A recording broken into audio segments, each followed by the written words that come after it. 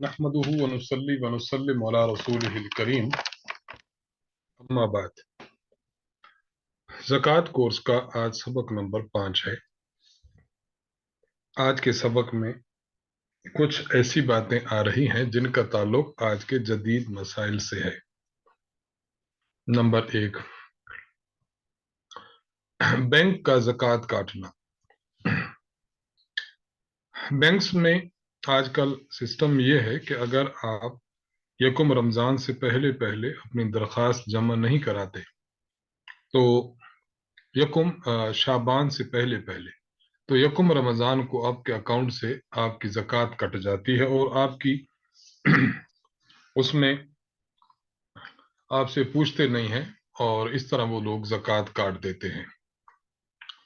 तो आया कि इस तरह ज़कात काटने से अकाउंट होल्डर्स की ज़कात अदा हो जाती है या नहीं, तो इस हवाले से राजिह बात यही है, फतवा इसी बात पर है कि अकाउंट होल्डर की ज़कात अदा हो जाती है, उसे दोबारा अदा करने की ज़रूरत नहीं है। अलबत्ता अगर कोई कमाल एहतियात करना चाहे और ये सोचकर कि पता नहीं मेरी कटी हुई ज़कात को ये ज़कात के मसरफ में और ठीक जगह पर ये लोग खर्च करेंगे या नहीं, अगर कोई इस किस्म का शुबो रखते हुए खुद रकम निकाल ले पहले और अपनी ज़कात खुद अदा करे, फिर उसके बाद रकम दोबारा जमा करवा दे या अपना कोई फॉर्म फिल कर दे जिसमें उसको ये उनको बता दे कि ज़कात मेरी आप लोग मत काटे, तो इस तरह करना बिलाशुबा अफजल और ज़रूर और मोहतात तरीका तो होगा। अलबत्ता अगर किसी ने इस तरह नहीं किया और उसके अकाउंट से ज़कात कट गई है तो ज़कात अदा हो जाएगी। नंबर 2, तवीलुल मियादी कर्जे। देखिए, बाज लोग ऐसे हैं जो बड़ी बड़ी रकमें ले लेते हैं। 30 साल आमतौर पर तवीलुल मियादी कर्जा होता है जिसमें लोग बड़ी बड़ी रकूम कर्जे पर लेते हैं और थोड़ा थोड़ा करके अदा करते रहते हैं। अब अगर हम पीछे जो पढ़ चुके हैं ना ज़कात फारम में, कॉलम नंबर ए और कॉलम नंबर बी में, कॉलम नंबर बी में हमने जो पढ़ा कि अगर कोई शख्स किसी का मकरूज है और कर्जा देना है तो वो कर्जा अपने टोटल माल से माइनस कर ले। ऐसा ना हो कि उस कर्जे पर भी ज़कात लग जाए, क्योंकि उसने देना है, किसी का है। इसलिए कर्जे के बारे में आम उसूल तो यही है कि कर्जा माइनस किया जाएगा।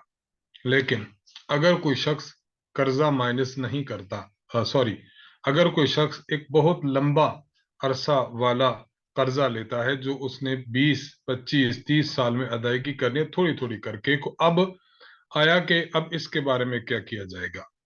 तो इस हवाले से कर्जे दो किस्म के होते हैं। नंबर 1, जाती कर्जा जो आपकी जाती जो है वो जरूरत के लिए है, और एक होता है कारोबारी कर्जे। इन दोनों के मुतालिक हुक्म ये है कि इस किस्म के जो कर्जे हैं, इस किस्म के कर्जों की वो किस्त जो आपने उसी साल अदा करनी है, बस उस किस्त को माइनस कर लें।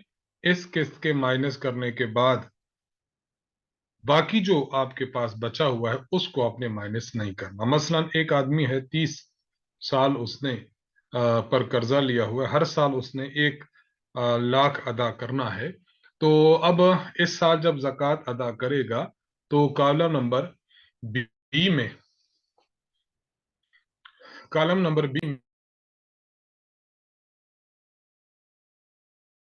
जो उसने रकम माइनस करनी है तो वो 30 लाख माइनस नहीं करेगा, सिर्फ 1 लाख माइनस करेगा।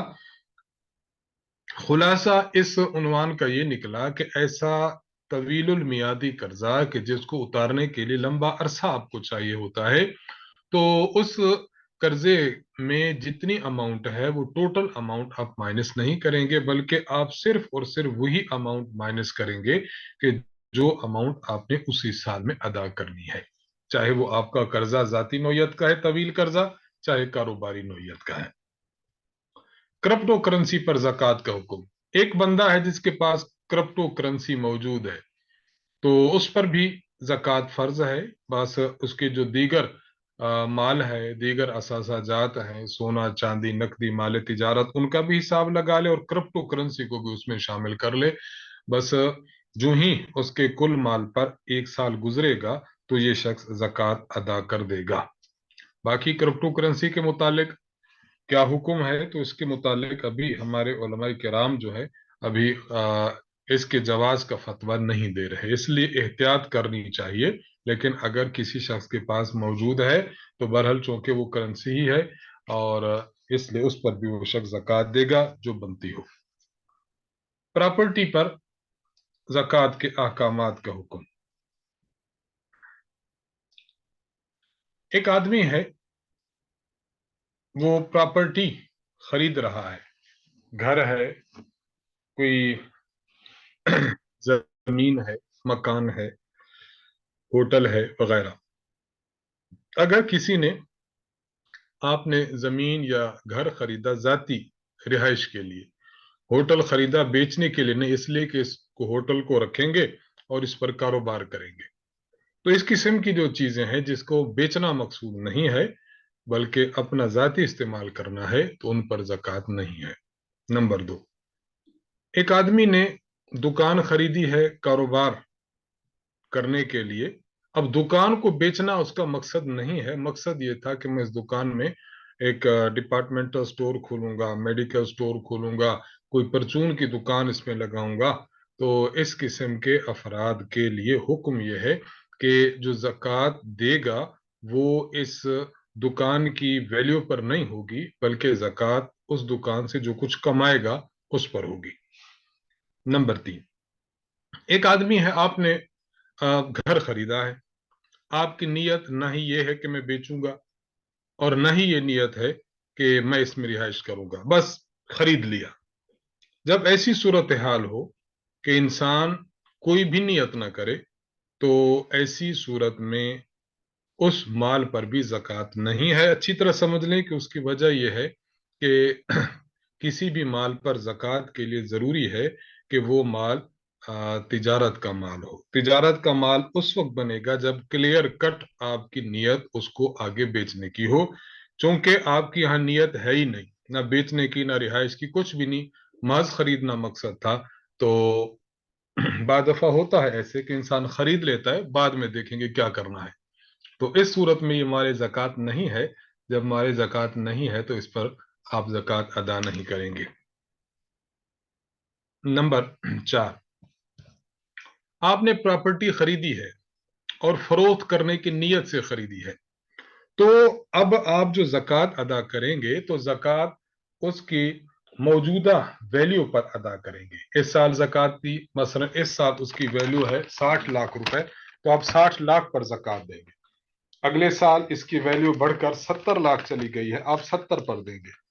यानी जिस वैल्यू पर आपने वो प्रॉपर्टी खरीदी है 60 लाख पर, तो आप उसके एतबार से नहीं बल्कि हर साल जो उसकी कीमत बढ़ रही है तो उसकी करंट जो वैल्यू होगी उसके एतबार से आप ज़कात अदा करेंगे।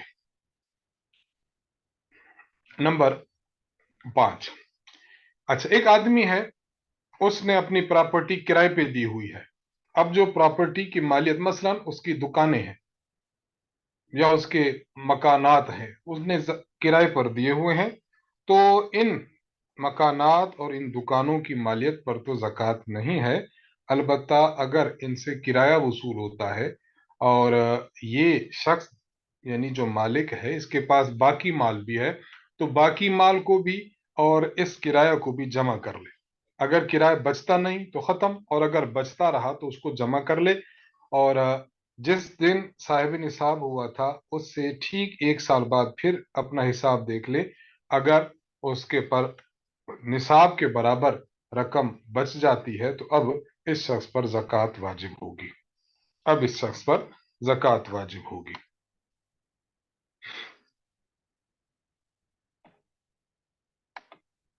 नंबर 6, देखिए, बाज मर्तबा किस्तों पर आप कुछ प्लाट लेते, डाउन पेमेंट कुछ कर दी है और कुछ आपने उसकी किस्तें बना दी हैं। अभी आपको कब्जा मिला हो या प्लाट का कब्जा न मिला हो, फाइल आपको मिल चुकी है, पता है कि फला एरिया में आपका प्लाट मौजूद है, अब अगर आपने उसको तिजारत की नीयत से खरीदा है तब भी उस पर ज़कात है, और ज़कात में वही उसूल याद रखें कि मौजूदा वैल्यू का एतबार होगा, मौजूदा वैल्यू का एतबार होगा। आखिरी मसला, एक आदमी है, जमीन खरीदता है और तिजारत की नीयत से खरीदता है। मसलन आपने देखा कि आपके इलाके में जरी जमीन है, आपने 2 एकड़ खरीद लिए हैं कि मैं अगले साल बेच दूंगा, तो इस रकम पर इस जमीन पर जक़ात है। और अगर आपने इसलिए खरीदी है कि खेती बाड़ी करूंगा, उसको बेचने का इरादा नहीं, तो फिर इस जमीन पर जक़ात वाजिब नहीं है, फिर इस जमीन पर जक़ात वाजिब नहीं है।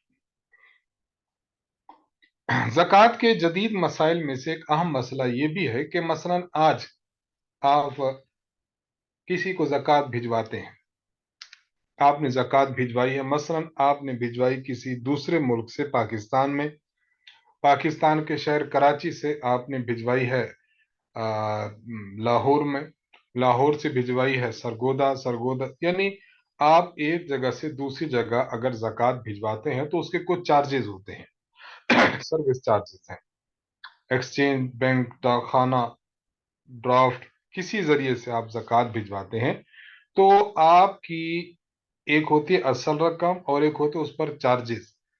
चार्जेस आपने ज़कात की रकम से नहीं काटने, चार्जेस आप अलग दें, ज़कात की पूरी रकम आपने उस इदारे को या उस शख्स को देनी है जिसको ज़कात भिजवाई जा रही है। आपने ज़कात की रकम भेजी है 50,000 रुपए, उस पर चार्जेस आए हैं 2,000, तो 2,000 आप अलग से दें, आप उसी में से मत काटें। अगर कोई शख्स उसी से काटता है तो जितनी सर्विस चार्जेस की रकम काटी गई है उतनी ज़कात आपकी अदा नहीं हुई, आपको चाहिए कि आप उतनी रकम दोबारा अदा करें। ज़कात का बेहतरीन मसरफ क्या है? ज़कात का बेहतरीन मसरफ, एक तो ज़कात का बेहतरीन मसरफ ये है कि आप अपने रिश्तेदारों को ज़कात दें। करीबी रिश्तेदार जो पहले गुजर चुके हैं, आपका भाई है, बहन है, या भाई फौत हो चुका भतीजे हैं, इसी तरह बहनोई है, और दीगर रिश्तेदार हैं, ससुर है, सास है, आपके बहनोई है, और बिरादर निस्बती है, तो इसी तरह आपके रिश्तेदारों में कोई खवातीन हैं जो बिल्कुल गरीब हैं और मुस्तहिक ज़कात हैं, तो ज़कात का बेहतरीन मसरफ यही है कि आप ज़कात उनको दें, उनको आप ज़कात दें। इसमें दो फायदे होंगे, नंबर एक, आपकी ज़कात अदा हो जाएगी, आपको ये भी इसका नफ़ा है, और दूसरा कि करीबी रिश्तेदारों की मदद करना, जिसे हम सिला रहमी कहते हैं, सिला रहमी का भी आपको सवाब मिलेगा। तो रिश्तेदारों में ज़कात दीजिए। नंबर दो, दीनी मदारिस हैं।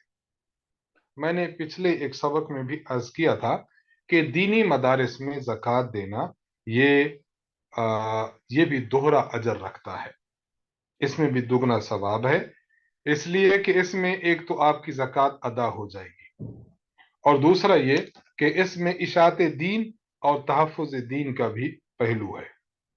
आपने ज़कात अदा की है ताकि तलबा किराम पढ़ेंगे, मुस्तहिक तलबा को मैं किताबें दूंगा, मुस्तहिक तलबा को मैं राशन दूंगा, तो आपने मदरसे में ज़कात दे दी है, तो ज़कात की भी अदा हो गई है, और आपका जो है वो दीन की इशात और दीन के तहफ़्फ़ुज़ में भी आपका हिस्सा बन गया। और मैं अपने शुरका से बतौर तरगीब भी ये बात अर्ज करूंगा कि अपने कुर्बो जवार में जिन मदारस दीनिया को आप समझते हैं कि ये मदारस दीनिया ठीक तरीके से काम कर रहे हैं और मुस्तहिक तलबा वहाँ पर मौजूद हैं, और वहाँ की इंतज़ामिया से आपका अलैक सलैक और आपकी जान पहचान है, ज़रूर बेज़रूर अपनी ज़कात, अपने सदक़ात आप मदारस दीनिया में दिया करें, मदारस दीनिया में आप ज़रूर दिया करें। और एक बात यह कि जब आप किसी भी मदरसे में ज़कात दें तो जिस मद में ज़कात देते हैं, जिस मद में आप रकम देते हैं, वो मद ज़रूर लिखवाएं। अगर आप महज फंड दे रहे हैं कि किसी भी मकसद के लिए खर्च कर दें तो बता दें, और अगर आप ज़कात दे रहे हैं तो आप फिर भी बता दिया करें कि ये ज़कात की रकम है, ताकि मदरसे वाले उस रकम को उसी बाब में खर्च कर सके कि जिस बाब में उन्होंने इसको लाजमी खर्च करना है। बाज मरतबा कोई बताता नहीं ज़कात की रकम है, वो किसी और मसरफ में न खर्च कर डाले। तो ज़कात का बेहतरीन मसरफ आज के दौर में रिश्तेदार हैं और आज के दौर में मदारिस दीनिया हैं। जानवरों की ज़कात के अहकाम देखिए, 3 किस्म के जानवर हैं, उनमें ज़कात वाजिब होती है। और कब वाजिब होती है? जब उसमें ये 4 शर्तें पाई जाए। बस बिल्कुल आसान है आज का हमारा सबक। जानवर पर ज़कात होती है कब? जब वो 3 किस्म के हों और उनमें 4 शर्तें हों। 3 किस्म के जानवर हों, इनको कहते साइमा। 3 किस्म के जानवर साइमा हों तो उन पर ज़कात होती है।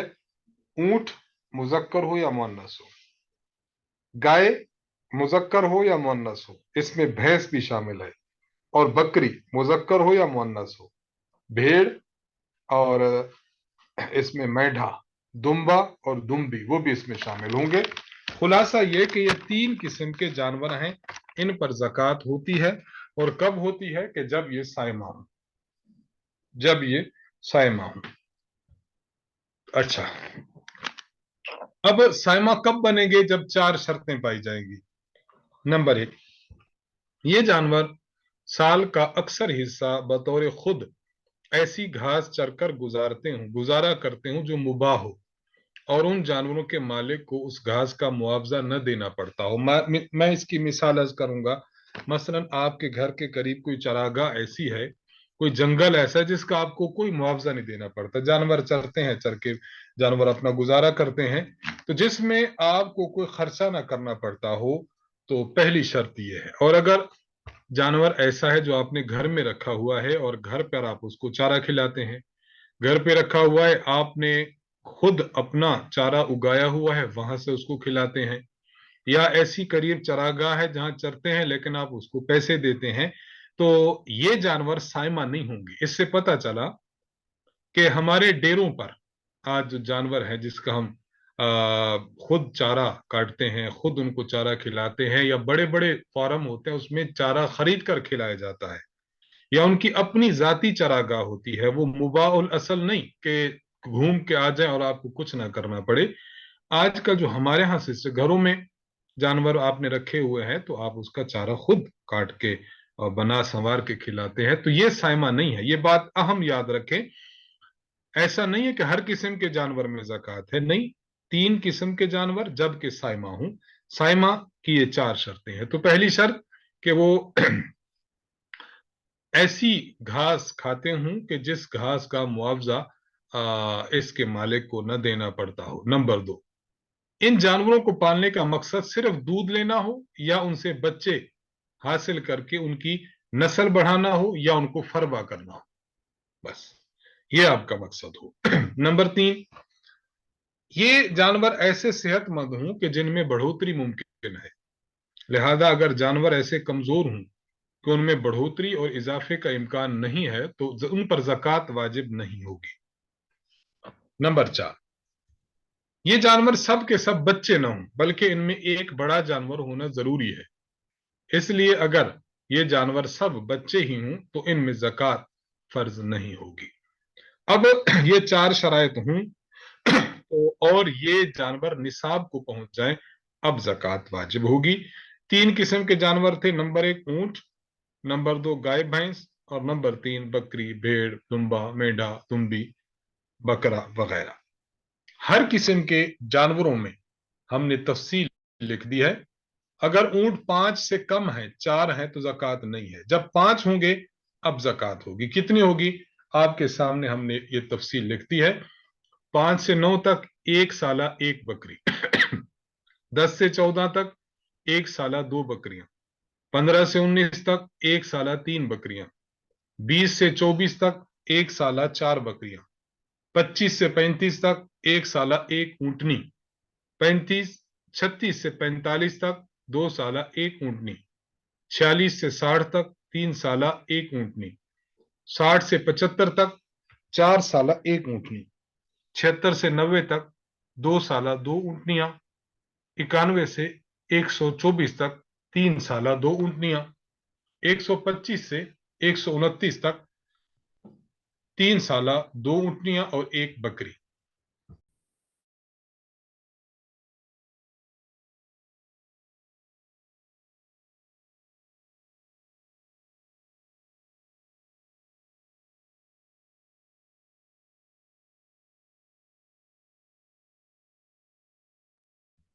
सुनो,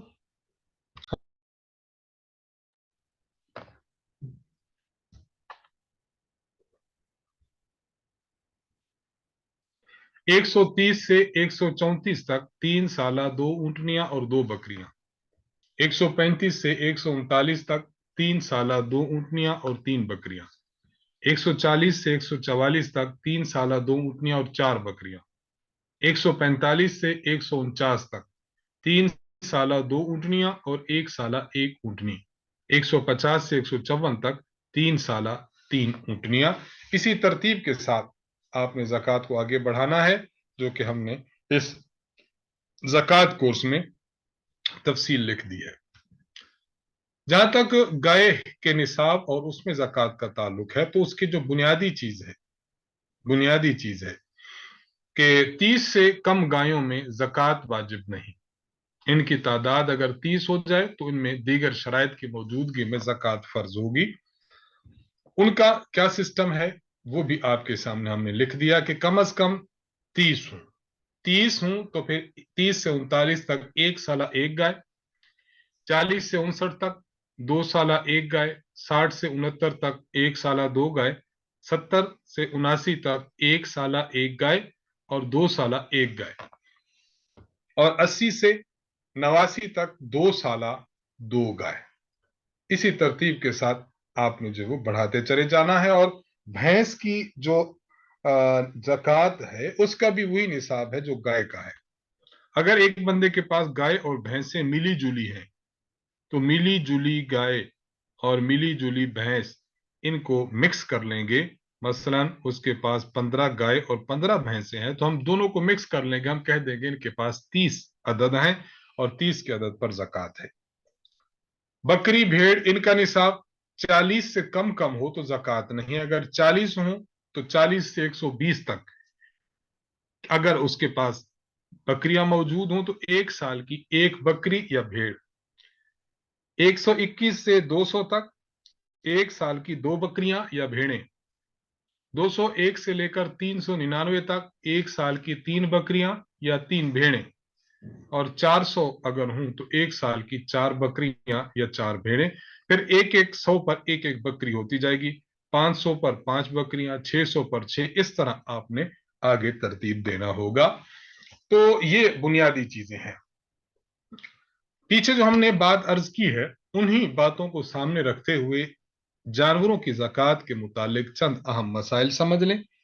अगर किसी जानवर को आपने घर में रखा हुआ है, उसको घर ही में चारा खिलाते हैं, तो इन पर ज़कात नहीं है। इससे पता चला डेयरी वाले जो लोग गाय भैंस वगैरह बाड़े में पालते हैं तो उन पर ज़कात नहीं है।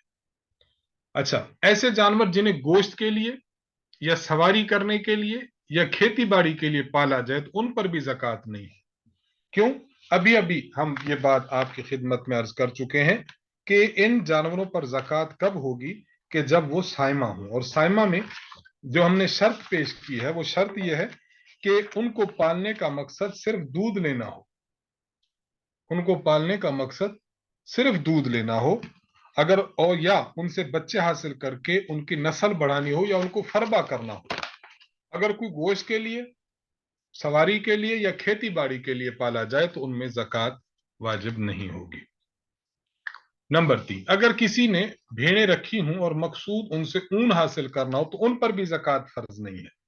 वजह के ऊपर जो हमने 3 बुनियादी बातें अर्ज की थी उनमें वो चीज मौजूद नहीं है।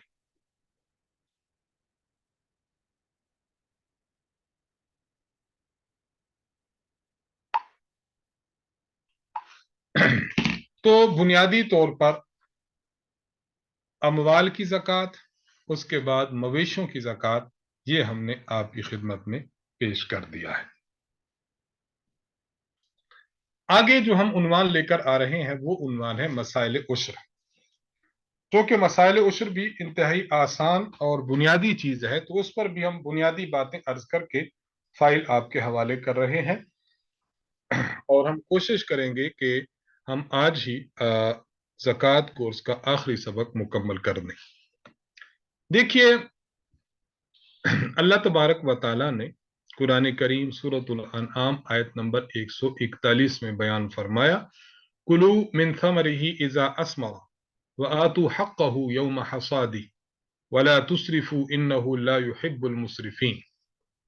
اللہ فرماتے ہیں کہ جب ان کے درخت پھل لائیں تو ان کے پھل کھاؤ، اور کٹائی کے دن ہی اس کا حق شرعی نکال دیا کرو اور بیجا نہ اڑایا کرو، کیونکہ اللہ تعالیٰ فضول خرچی کرنے والوں کو پسند نہیں فرماتا۔ یہاں اللہ نے فرمایا آتو حقہ، اس کی کٹائی کے دن ہی، یوم حصاد، کٹائی کے دن ہی اس کا حق دے دیا کرو، یعنی آپ کی جو کھیتی ہوئی ہے تو کھیتی کا ایک حق ہے، وہ آپ نے ادا کرنا ہے۔ کھیتی آپ نے جو بوئی ہے، اس کھیتی کی کٹائی کے بعد جو اس کا مال آتا ہے اس کا آپ نے حق دینا ہے۔ اس حق کا نام عشر ہے، اس حق کا نام عشر ہے، اور احادیث مبارکہ میں بھی یہ بات بیان کی گئی ہے۔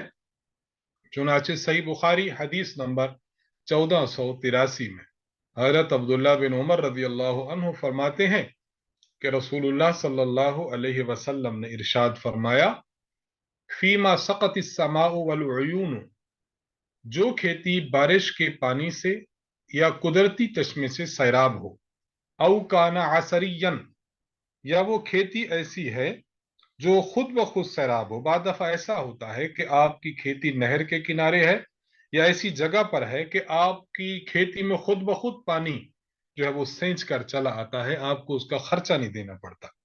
تو اگر ایسی صورتحال ہے تو اس میں عشر ہوگا، یعنی 10واں حصہ آپ اس کھیتی کا دیں گے۔ اور اگر معاملہ ایسا ہو کہ آپ کھیتی کر رہے ہیں اور وما سقی بالنضح نصف العشر، اور آپ اگر اپنی کھیتی کو کسی کنویں سے سیراب کرتے ہیں، کنویں میں ٹیوب ویل بھی آ گیا، راہٹ بھی آ گیا، یا اگر آپ کے علاقے میں نہری نظام ہے تو نہری پانی کا آبیانہ آپ ادا کرتے ہیں تو وہ بھی آ گیا۔ ان تمام میں کیا ہوگا؟ نصف العشر ہوگا، یعنی 10ویں کا آدھا، یعنی 20واں حصہ۔ تو قرآن شریف میں اور حدیث مبارک سے یہ بات واضح ہے کہ زمین کے بھی حقوق ہیں کہ آپ زمین کا حق ادا کریں، اور وہ عشر کی صورت میں ہے۔ عشر کب واجب ہوتا ہے؟ عشر کے واجب ہونے کے لیے بنیادی طور پر 4 شرطیں ہیں۔ نمبر 1، مسلمان ہو، یعنی جو شخص زمین بو رہا ہے وہ مسلمان ہو۔ اگر وہ مسلمان نہیں ہے تو اس کی زمین میں عشر واجب نہیں ہے، کیونکہ یہ عبادت ہے اور عبادت کا اہل مسلمان ہے، کافر اور غیر مسلم عبادت کا اہل نہیں ہے۔ نمبر 2، زمین عشری ہو، عشری ہو، خراجی نہ ہو۔ یہ بات ذہن میں رکھ لیں، خراجی اور عشری میں کیا فرق ہے۔ خراجی زمین وہ زمین ہے کہ مسلمانوں نے صلح کے ذریعے حاصل کی ہو، اور ایسی صورت میں زمین کی شرائط اس معاہدے کے مطابق ہوتی ہیں جن پر صلح کی گئی ہے۔ اگر صلح نامے پر یہ شرط موجود ہے کہ یہ لوگ اپنے مذہب پر رہیں گے اور ان کی زمینیں بدستور ان کی ملکیت میں رہیں گی، تو ایسی زمینوں کو کہتے ہیں خراجی۔ مسلمانوں نے غیر مسلم ملک پر قبضہ کیا، جنگ کے ذریعے زمین کو فتح کیا، پھر چند شرائط کے ساتھ زمین انہی کے ملک میں دے دی ہے، اور ان زمینوں پر وہ کھیتی باڑی کرتے ہیں اور خراج وہ مسلمانوں کے بیت المال میں دیتے ہیں۔ اور عشری کون سی زمینیں ہیں؟ عشری زمینیں ان زمینوں کو کہا جاتا ہے کہ جو اس طرح نہ ہو، وہ عشری زمینیں ہیں۔ تو جو زمین انہی کو دے دی گئی ہے وہ ہے خراجی، اور جو مسلمانوں کے پاس آ گئی ہے یہ زمین عشری زمین ہے۔ نمبر 3، زمین سے پیداوار ہونی چاہیے۔ اگر کوئی ایسا معاملہ ہوا کہ زمین کی فصل اگی ہی نہیں ہے تو عشر بھی ساقط ہو جائے گا، عشر آپ کو نہیں دینا پڑے گا۔ اور چوتھی چیز، پیداوار ایسی چیز کی ہو جس کو اگانے کا لوگوں میں رواج ہو۔ مثلا اگر ایسا ہوا کہ آپ کے जमीन में खुद ब खुद कोई घास आ गई या खुद रहो घास, तो उस पर उशर नहीं है। आपने उगाई हो और लोगों में उसको उगाने का रिवाज हो। ये बुनियादी तौर पर चार शर्तें हैं जो उशर के बाब में हमें जाननी चाहिए। एक बात याद रखें कि उशर और ज़कात में बुनियादी तौर पर चंद फर्क हैं। हमने 5 फर्क बयान किए हैं। नंबर 1, ज़कात कब वाजिब होती है? जब आपके पास 52.5 तोला चांदी की मालियत के बराबर अमवाल मौजूद हो। अगर इससे कम होगा ज़कात नहीं है। लेकिन उश्र के लिए हद मुकर्रर नहीं है। आपके पास 20 मन गंदुम निकली तब भी उश्र है, 50 मन निकली, 500 मन निकली तब भी है, और 10 मन निकली तब भी है। तो मामूली हो या ज्यादा हो, इसमें फर्क नहीं है, लेकिन ज़कात का मसला अलग है। नंबर 2, ज़कात के लिए जरूरी है कि आपका माल या जो सामान है उस पर साल गुजर चुका हो। लेकिन उश्र में ऐसा नहीं है। उश्र में बस इसका ताल्लुक आपकी खेती उगने के साथ है। अगर खेती उगी है और साल में 2 दफा उगी है, तो आप पर उश्र भी 2 दफा होगा। उश्र भी आप पर 2 दफा होगा। नंबर 3, ज़कात के लिए जो शराइत थी उसमें आकिल और बालिग होना शर्त था। लेकिन उश्र में आकिल बालिग होना शर्त नहीं है। इसलिए अगर कोई नाबालिग है लेकिन उसकी मिल्क में जमीन आ गई है जो उसका सरपरस्त उगाता है, तो उस पर भी उश्र होगा। इसलिए कि जहां ज़कात की बात आई है वहां शरीयत ने फर्द को मुखातब किया, और जहां जमीन के उश्र की बात आई है वहां जमीन के साथ उसकी निस्बत कर दी, फर्द को नहीं देखा गया। जो इस बात की दलील है कि उश्र का ताल्लुक जमीन के साथ है, और जो ज़कात है उसका ताल्लुक अफराद के साथ है कि अफराद में ये सलाहियत, और वो सलाहियत तब होती है जब आकिल बालिग हो। चौथा फर्क, ज़कात का मामला ये है कि आपने ज़कात अदा की और वो माल आपके पास अगले साल भी रहा, फिर भी ज़कात देंगे।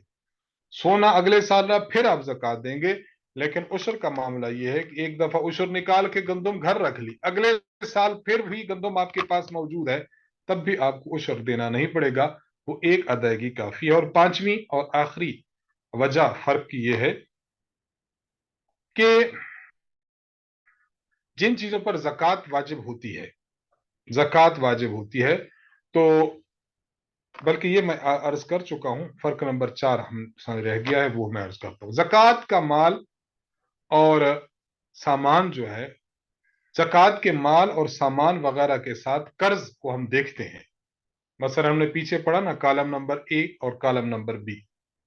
अगर आपके पास कर्ज है तो आप कुल माल से उसको माइनस करेंगे।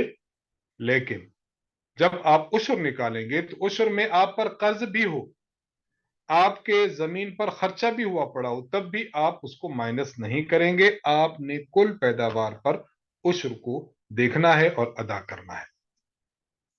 आखिर में हमने उश्र के बुनियादी तौर पर तकरीबन 30 मसाइल लिख दिए हैं। 30 मसाइल हैं और ये बिल्कुल आसान है। मैं उनमें से एक दो आपकी खिदमत में अर्ज करता हूं।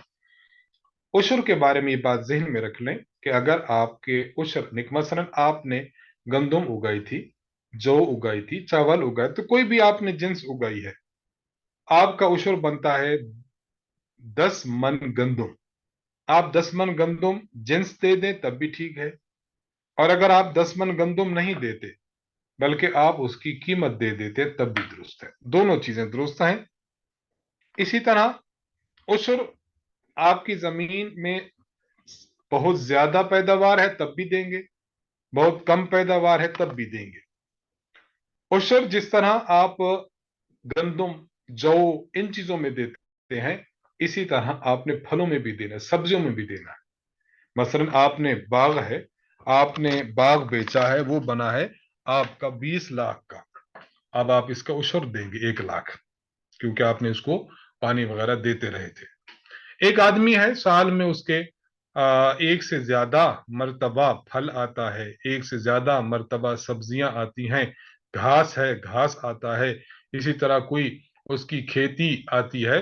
तो अगर साल में एक से ज्यादा मर्तबा भी ये चीजें हासिल करता है, तो उसका उशर भी उसको उसी तरह अदा करना पड़ेगा, उसी तरह अदा करना पड़ेगा।